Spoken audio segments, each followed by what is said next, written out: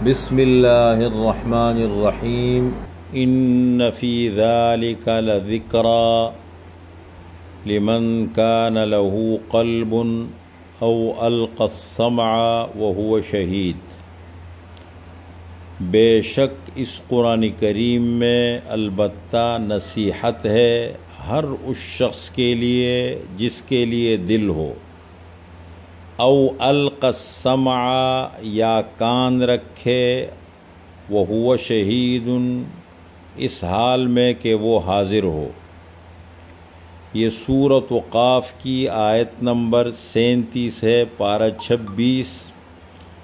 اللہ تعالیٰ نے قرآن کریم کی سمجھ حاصل کرنے والوں کی 2 صفات کا ذکر کیا ہے۔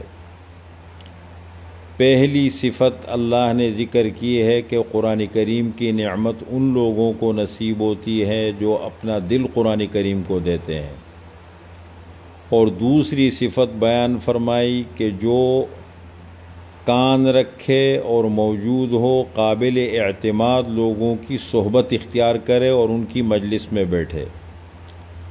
قاری ثناء اللہ پانی پتی رحمۃ اللہ علیہ تفسیری مظہری میں لکھتے ہیں کہ پہلا درجہ کاملین کا ہے اور دوسرا درجہ ان کے سچے متبعین اور پیروکاروں کا ہے۔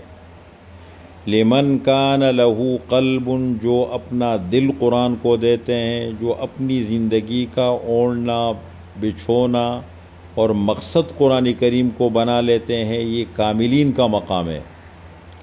او القى السمع وهو شہید، یہ ان کے سچے پیروکار اور متبعین ہے جو اچھے لوگوں کی صحبت اور مجلس میں بیٹھتے ہیں اور قرآن کریم کو توجہ سے سنتے ہیں۔